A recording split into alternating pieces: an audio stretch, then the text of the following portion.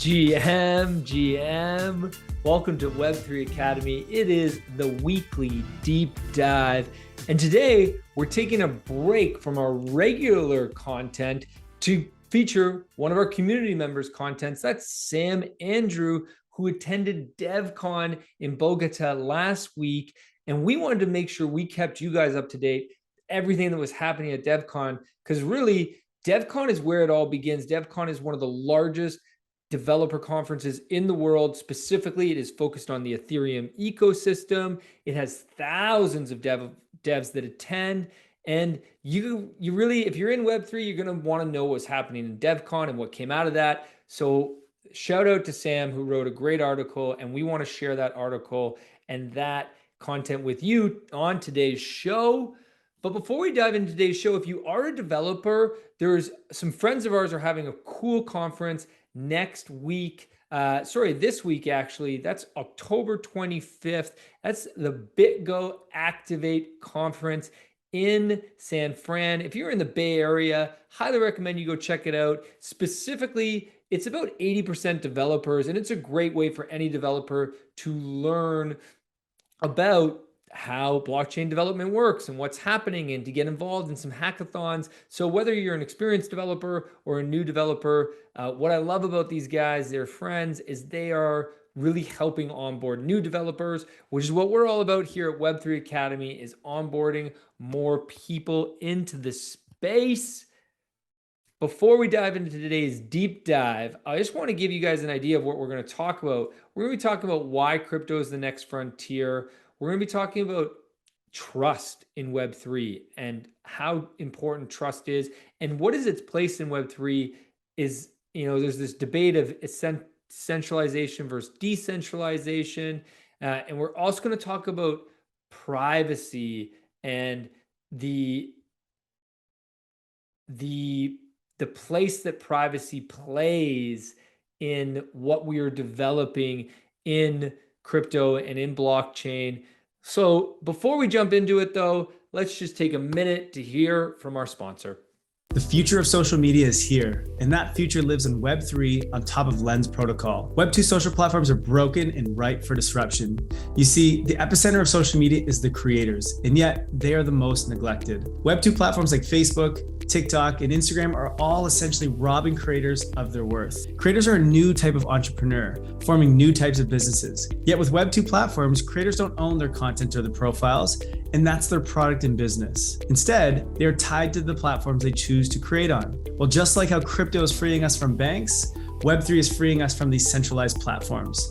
On Lens protocol, creators own their content, own their profile, and even their social graph and followers in the form of NFTs. This allows you to move freely from one social application to another with your content, profile, and followers moving along with you. Lens protocol enables self-sovereignty for your social graph and interoperability across the internet. At Web3 Academy, we believe this is the future of social, and that's why we've partnered with Lens to ensure that the path of social media is heading in the right direction. Visit lens.xyz to learn more today. All right, welcome back, folks. In today's deep dive, we're getting the DevCon download from Sam Andrew. So Sam attended DevCon. This is DevCon 6, which was in Bogota, Colombia, last week, October 11th to 14th. DevCon is Ethereum's developer conference. 6,000 people attended from 113 countries. There was 200 hours of programming across 4 days and 444 speakers. And this was the first DevCon since Osaka in 2019. So people were fired up. The energy, the vibes were high. And it was held in Bogota to support Ethereum's Latin American community, because emerging markets are the highest growth markets for Ethereum. 2/3 of children today are born in emerging markets. And the use case for Ethereum is strongest there. Censorship resistance and low cost instantaneous transaction settlement are needed there more than anywhere in the world. So here's Sam's top 10 thoughts from attending DevCon. First, high quality conference. Second, energized vibe. Third, Ethereum has no vision, intentionally though. Fourth, privacy is the next frontier. Fifth, privacy's intended and unintended consequences.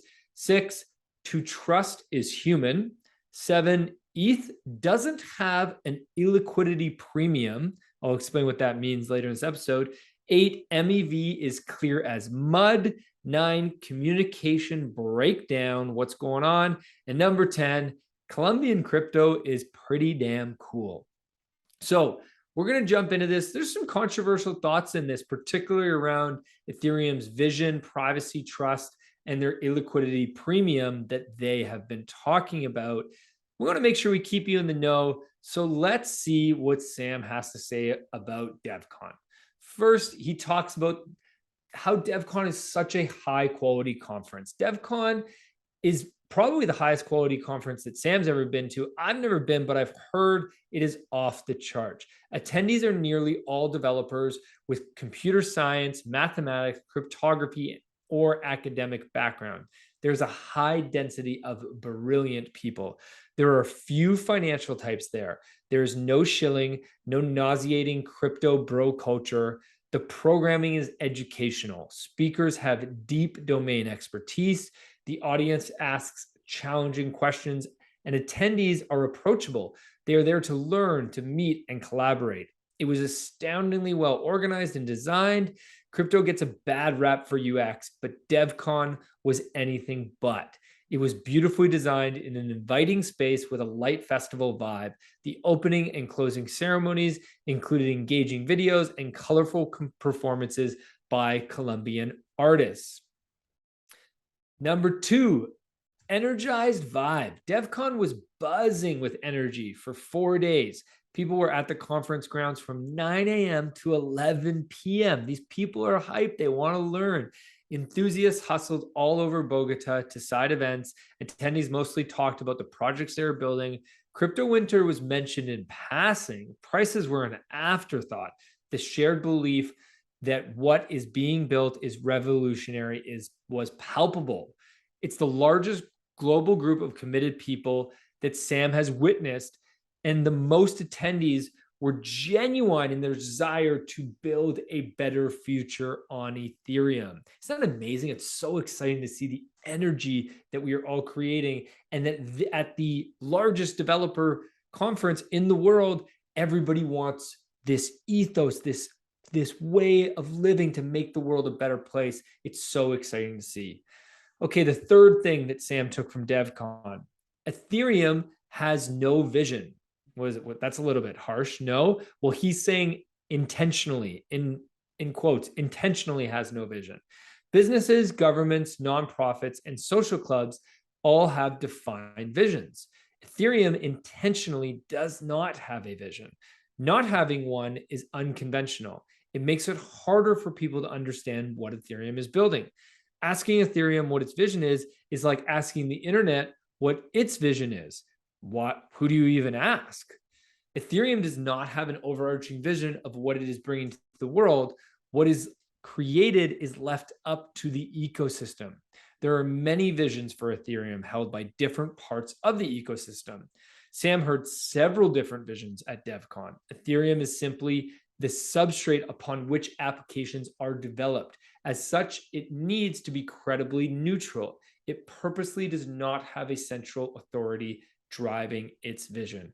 It's a fascinating view on creating this decentralized tech that can allow so many different things to happen, which we talk about so much on the show. Is it's not, in the same way that Ethereum has no vision, same way that NFTs are not meant for one thing. NFTs are a tech that are meant for so many different applications. And Sam obviously felt that at DevCon. Number 4 thing that he took from DevCon, privacy is the next frontier.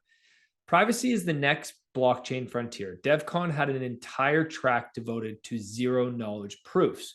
And if you want to learn more about zero knowledge proofs, you can go back to a previous podcast that we had with Polygon. But let me just tell you a bit about it right now. So ZK proof is a methodology that allows one party to prove to another that a given statement is accurate without conveying any compromising information. ZK rollups play a crucial role in Ethereum's scaling roadmap.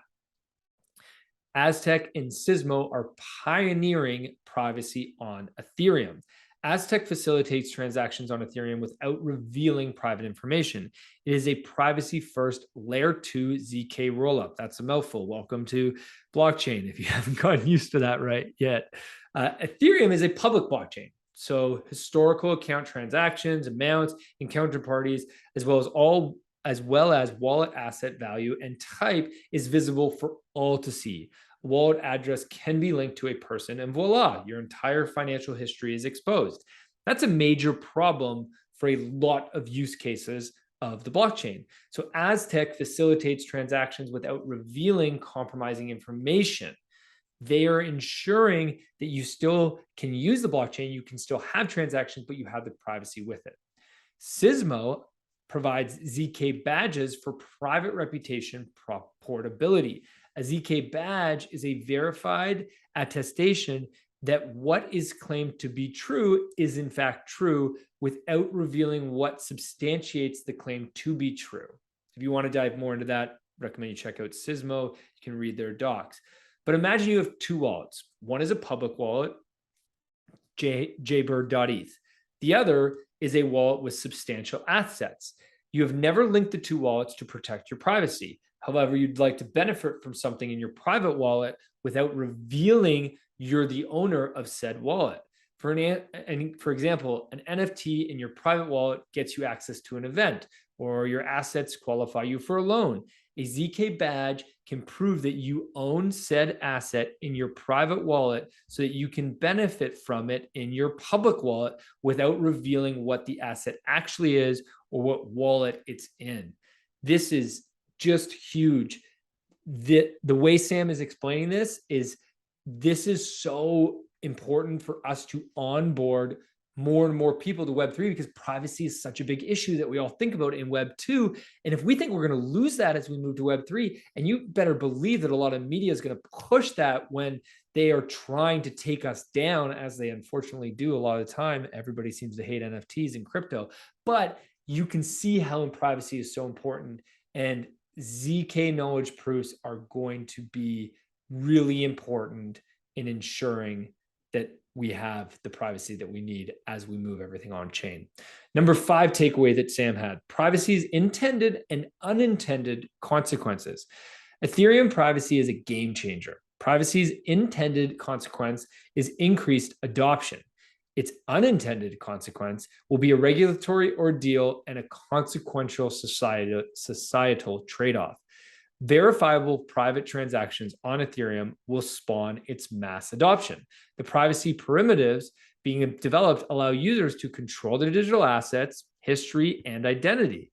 They allow users to reveal verified aspects of themselves, such as financial, medical, social, professional, and personal, without revealing everything or even who they are. Privacy will power new Ethereum use cases. It will enable users to interact with Ethereum without compromising their identity and security. It is a much better form of user privacy than we currently have. Ethereum's privacy will create a regulatory nightmare. That's definitely an unintended consequence here, because it's going to be a societal trade-off here. If you thought crypto securities regulation was a challenge, it's about to get more complicated. Other than securities regulators, crypto has not been the ire of regulators. Blockchain transactions are visible and auditable. Nefarious actors transacting on-chain are easy to catch. Governments haven't bothered much with crypto. That's about to change in Sam's view. Today, authorities can get a subpoena for financial, communication, location, and medical records for suspected criminals. But if that data moves on chain, protected by privacy primitives controlled by smart contracts, there's no way for authorities to access it. There's no organization to subpoena to get the records. They remain privately locked. The individual gains unparalleled privacy at the expense of the nation losing sovereignty. Regulators will have a field day. Society will have to decide on a trade-off between personal privacy and the common good. Number 6, trust is a good thing. Some crypto enthusiasts believe that no organization or individual can be trusted. They proclaim everything on chain needs to be trustless and decentralized. Sam disagrees. Trust is a good thing. Humans are inherently trusting. It's in our biology. The brain is wired to trust. Infants develop a predisposition to trust others because they cannot survive on their own. Nature and nurture combine to make us trust. Technology is not going to rewire that, nor should it. Society is a collection of humans trusting each other to varying degrees on any given day. We make thousands of subconscious trusting assumptions. Sam trusts that the people at the power plant do their job so that when he wakes up, he can turn on a light and his electronics are going to charge. We trust that the subway conductor is alert and can safely get us to work. We trust that our nieces and nephews, school teachers, are qualified. We trust that everyone on the freeway is paying attention and not going to cause an accident. We trust that our plumber is going to fix the water leak in our bathroom. We make so many trust assumptions that we don't even realize it. Capitalism is an extension of trust. Credit is the killer app of capitalism.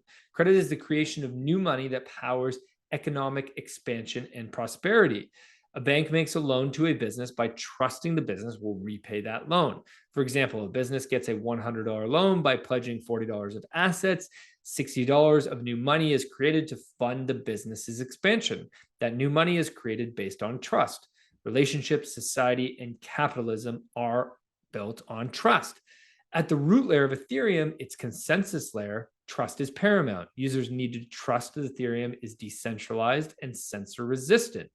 Beyond the base layer, we should continue, as we have done in society and capitalism, to trust one another. Trust scales. Centralization powers progress. Centralized actors who users can choose whether or not to trust. Building applications on a decentralized base layer is what will bring Ethereum to the masses. Doing away with trust throughout the Ethereum ecosystem goes against 300,000 years of human evolution. Enshrine trust where it matters most, at the consensus layer. Beyond that, don't fight human nature and nurture. Users can choose which centralized players to trust. Very, very interesting view and take from Sam there, and a little bit controversial, as so much of what we talk about is decentralization of blockchain. And Sam's bringing up a good point about the need for us to enable human trust, to be part of it. To trust is human, as Sam says. Okay, number 7 takeaway. ETH does not have an illiquidity premium. Bulls ascribe an illiquidity premium to ETH. An illiquidity premium does not make sense. It confuses investors. It adds little to the Ethereum bull case. It should be scrapped. The rationale of an ETH illiquidity premium is as follows. Let me explain what this means to you. Roughly 20% of ETH today is tied up in staking and collateral. It's illiquid. Can't be taken out. It's staked. Eventually, 80% of ETH could be tied up in illiquid activities. At that point, only 20% of ETH circulating will be liquid. Hence, in addition to an earnings multiple, ETH should also have an illiquidity multiple of 5 times. 5 times because if 80% is tied up, then there's only 20% left. So 5 times that. Illiquidity premiums don't exist. Assets have liquidity premiums, not illiquidity premiums. Liquidity premiums are observed across asset classes when a private company whose stock is illiquid IPOs, its valuation increases. Part of the increase in valuation is the liquidity premium. As a public freely traded security, there are far more buyers and sellers. It's more valuable. When you IPO, all of a sudden you have more access to liquidity where people can invest in you, which makes your stock more valuable. Large cap stocks trade at higher valuations than small cap stocks because they are more liquid. More people can buy them. More people have access to them. Liquid credit trades at tighter bid-ask spreads than illiquid credits, again, because more people can buy it. A home in New York City is more valuable than a home in rural New York State because more people want to buy it. Liquidity increases value. Illiquidity reduces value. Illiquid assets are higher risk because they're harder to sell. Capital is locked up. To compensate for the higher risk, they trade at lower valuations. Derivatives for staked and collateralized ETH exist, similar to equity, commodity, and credit derivatives. In the case of TradFi assets, traditional finance assets, the derivative of the underlying asset can be more liquid than the actual asset. Now, Sam suspects the same will occur with ETH. In this case, tying up ETH in staking and collateral won't affect the overall market liquidity. Liquidity will shift from the underlying asset to the derivative. ETH could have a scarcity premium. Scarcity premiums do exist. They afford to assets like they are afforded to assets like rare art and commodities in short supply. ETH does not have a scarcity premium though, because it's not in short supply. ETH does not hold the attributes of rare art like a Picasso piece. It is not one of a kind. ETH in the form of gas could be construed as a commodity. However, for a commodity to have a scarcity premium, it must be in short supply. It must not be available at any price because it's stuck in the ground. ETH will never be in short supply. ETH will always be available to pay for gas. The price may be exorbitant, but it's still available. Since ETH can't be in short supply, it can't have a scarcity premium. Unlike commodities, there is no substitute for ETH. If ETH ever was in short supply, Ethereum would stop working entirely, in which case ETH value would be zero. And I don't think that's going to happen. But it's a really interesting point by Sam. There's a lot of talk about the illiquidity problem of ETH, but it's overblown. It's not true. And Sam is clearly pointing out the reasons behind that. Okay, number 8 takeaway. MEV is clear as mud. What is MEV? MEV is maximal extractable value. Okay, that's MEV. And MEV discussions proliferated DevCon. MEV is a contentious, unsolved topic. Maximum extractable value is the maximum value that can be extracted from block production in excess of the standard block reward and gas fees by altering or excluding transactions in a block. MEV has some benefits. MEV extractors fix economic inefficiencies of DeFi protocols, making them robust. They ensure price parity on decentralized exchanges and forced liquidations. MEV also results in a poorer experience for typical users. Gas fees and network congestion are higher. MEV incentivizes validators to reorganize blocks, which causes consensus instability. MEV could also cause validators to centralize. A large portion of solo stakers is necessary to ensure Ethereum security. It's decentralized. That's a good thing. As MEV has an increasing impact on validator earnings, it will force them to consolidate. They'll benefit from economies of scale, enabling them to extract more MEV. Solar stakers will be marginalized. Ethereum security will be compromised. MEV could also create private mempools. Traders may send transactions off-chain directly to validators. The validator includes the transaction in a block and shares the profit with the trader. This process circumvents sending a potential MEV transaction to the public mempool. Private mempools diminish Ethereum's permissionless and trustless nature. They are also a centralizing force. Large validators could offer better execution privately to traders in exchange for profit. Today, MEV is primarily combated by MEV Boost. MEV Boost is a software validators can run to maximize their staking rewards. By making best-in-class MEV extraction software open source, solo validators are competitive. Competitive solo stakers stymie validator consolidation. MEV can increase staking rewards by 60%. MEV Boost is used on roughly 60% of blocks. The concern with MEV Boost is that Flashbots, the creator of MEV Boost, now wields tremendous power in the Ethereum ecosystem. Flashbots is funded by venture fund Paradigm. So far, Flashbots has done a phenomenal good deed. We'll see how it plays out. Combating MEV is a core part of Ethereum research. Proposer builder separation and builder API are two solutions proposed. And if you check our newsletter, you can see links to both of these solutions. The MEV debate centers on should and can MEV be eliminated, and if so, how? MEV is not unique to Ethereum. MEV under a different name exists in TradFi. Sam doesn't believe it can be eliminated. If it's squashed in one place, it merges in another. It also serves a purpose. The consensus of the ecosystem seems to be in line with what we need. But debate continues with how MEV should be allocated. Should the welfare of users or the revenue of validators be optimized? User welfare is important for network success. Validator revenue is important for network security. So you need both of these. These are critical questions MEV research needs to address. Solutions need to offset MEV's centralizing forces. Sam's number 9 takeaway: communication breakdown. Ethereum and in crypto in general suffers from poor communication. There is a chasm between what is going on in Ethereum and the general understanding of Ethereum.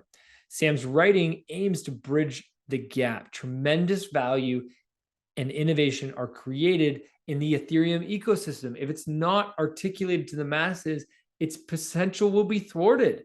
We need to spread this more, which is why we do this podcast and why we're all so stoked to be spending our time in Web3. Sam's advice to the Ethereum ecosystem is to keep things simple. When he was in DevCon sessions, he's saying this is way more confusing than it needs to be. Stop speaking in theoretical mysticism. Talks like abstraction in the infinite garden are inaccessible. That kind of talk should be eliminated. Keep it simple and let's allow the masses to be onboarded. Number 10 takeaway for Sam is that Colombian crypto is cooler, and he shows a great photo of Colombian dancers in traditional outfits having a ton of fun at the conference and closing it out with a big dance show. So that's it from Sam on DevCon. Thanks for listening in. We got a little bit more technical today than we usually do on the show. So if any of that went over your head, highly recommend checking out our newsletter from today, which has links to a lot of these things that will help you dive even deeper, or come on into our Discord. We have a post for each podcast that we produce where we will answer questions. I'll be in there answering questions. Kyle will be in there answering questions. We'll get Sam to come over and answer any questions as well. So if anybody needs any clarification, happy to share and to discuss this with you. Also, need to give a shout out to Sam for writing this great piece. So informational and so helpful. If you want to follow Sam, you can find his newsletter over at samuelandrews.substack.com. We'll include the link in the show notes. You can also follow on Twitter. We'll include the link to follow him on Twitter. Just a big brain that is really downloading so many useful things for all of us to understand crypto and Ethereum at a level that really is required as we take this to the masses and as we reach 1 billion people. So that's a wrap on today's episode.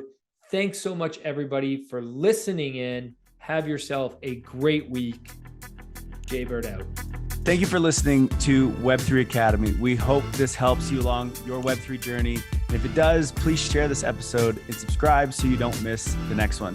Nothing in this podcast was financial advice. Crypto and Web3 can be risky. You can literally lose it all. In fact, if you invest on account of what we say, you probably will lose it all. So don't do that. In all honesty, the point of this podcast is to remove the noise of markets and price and focus on utility and implementation anyway. So you should not take any of this as financial advice. Thank you, friends, and see you in the next one.